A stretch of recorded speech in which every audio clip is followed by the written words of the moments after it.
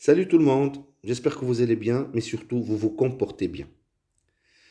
Bien sûr, l'objet du jour aujourd'hui sur toute la planète Terre, c'est le Covid-19, mieux connu sous le nom de coronavirus. Donc depuis 10 jours, j'ai fait un constat ou une analyse qui n'engage bien sûr que moi, mais qui concerne le comportement du coronavirus et que j'ai décidé de la partager avec vous aujourd'hui afin d'inviter peut-être les chercheurs et les scientifiques dans le domaine qui se cherchent malheureusement aujourd'hui depuis l'apparition de l'épidémie et qui font face à un ennemi nanoscopique méconnu qui est le corona. Donc, cette vidéo est une invitation ouverte pour une réflexion en dehors des sentiers battus, du lateral thinking, et que peut-être ce constat ou cette analyse contribuera demain dans les efforts internationaux pour la lutte contre l'actuel corona ou d'autres futurs virus. Voilà, donc notre analyse prendra en considération deux axes. L'axe spatial, c'est l'évolution et la propagation géographique du virus. Et le deuxième axe, c'est l'axe temps, qui est les dates clés des premiers cas enregistrés et les dates d'amorçage des épidémies locales. Commençons donc par l'analyse géographique.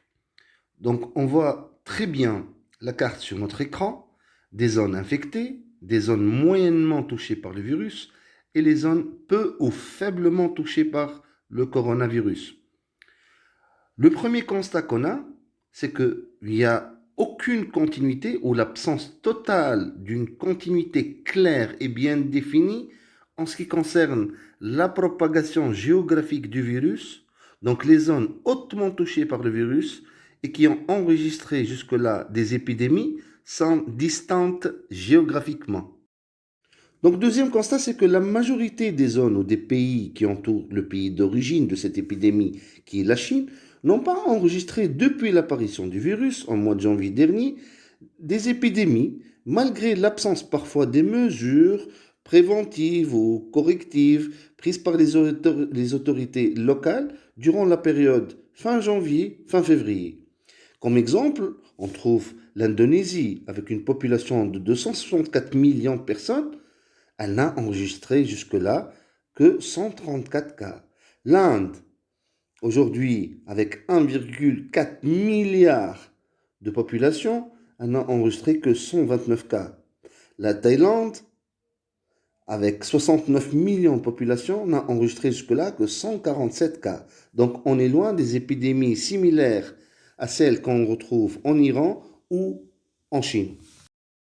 Troisième constat donc, c'est que le trafic aérien, terrestre, maritime et ferry entre la Chine et les pays voisins, qui sont moyennement ou faiblement infectés par le virus, dépasse de loin le trafic avec l'Iran ou le trafic avec l'Italie, qui ont déjà enregistré des épidémies, et que la non-continuité des zones infectées géographiquement, je pense qu'elle restera une question sans réponse pour les chercheurs et les spécialistes du domaine pour une durée non négligeable. Bien sûr, la réponse à cette question énigmatique, vous la trouverez très prochainement, dans quelques jours, dans la prochaine vidéo. Passons maintenant à l'axe temps. Et avant de passer à l'axe temps, je tiens à vous rappeler la liste des 20 pays les plus touchés par le coronavirus.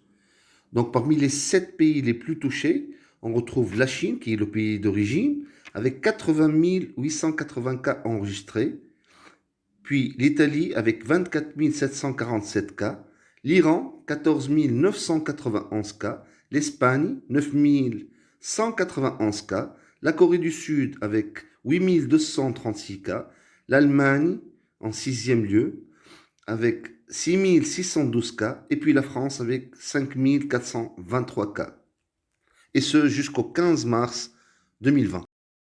Commençons donc par l'analyse du cas chinois, et qu'on sait tous que la Chine était le pays d'origine de cette pandémie, qui a vu le jour au mois de janvier dernier. Donc le premier cas officiel enregistré de coronavirus était le 11 janvier dernier. L'amorçage de l'épidémie pour le cas chinois, ça s'est lancé la nuit du 24 au 25 janvier dernier 2020. Et on voit bien que la courbe de nouveaux cas enregistrés a atteint son summum le 9 février 2020.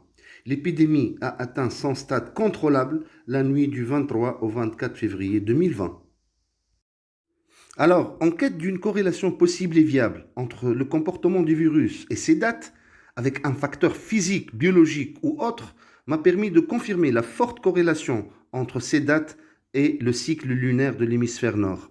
Les autres cas d'épidémie, que ce soit en Iran, en Italie, en Espagne, en France ou autres, viennent de confirmer cette corrélation qui peut sembler peut-être bizarre, mais reste du moins viable jusqu'à nos jours.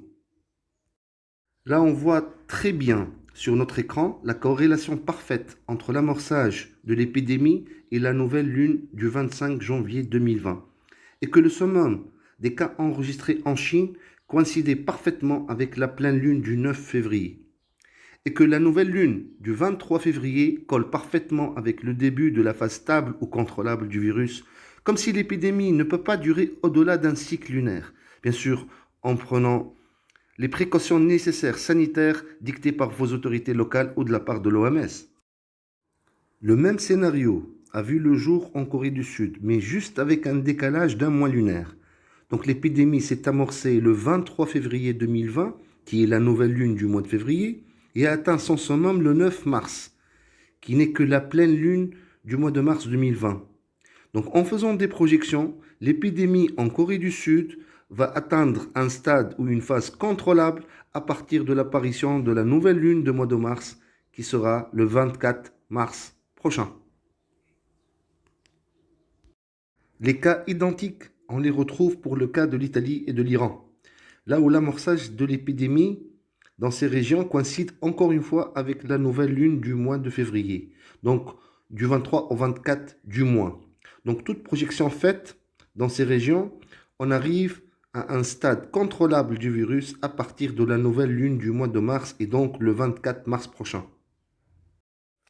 Donc pour le cas des autres épidémies enregistrées en France, en Espagne, en Grande-Bretagne, la Suisse et les États-Unis, l'amorçage s'est fait en pleine lune du 9 mars dernier.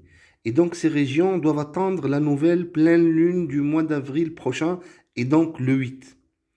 L'épidémie atteindra son maximum au cours de la nouvelle lune du 24 mars prochain.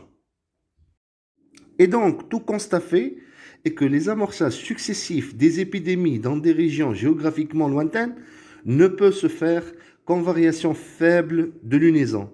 Et j'insiste sur le terme variation faible de lunaison. Et donc, les amorçages ne peuvent se réaliser qu'en nouvelle lune ou phase de pleine lune. Et ces amorçages ne peuvent avoir lieu en lune gibbeuse, que ce soit décroissante ou croissante, par exemple.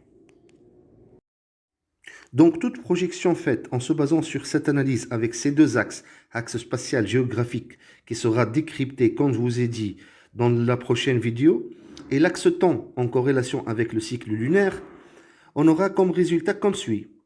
Donc, les prochaines épidémies auront lieu au cours des événements lunaires à faible variation de lunaison, nouvelle lune ou pleine lune, et aura lieu au Maroc et sur les côtes ouest de l'Amérique latine du côté de l'océan Pacifique.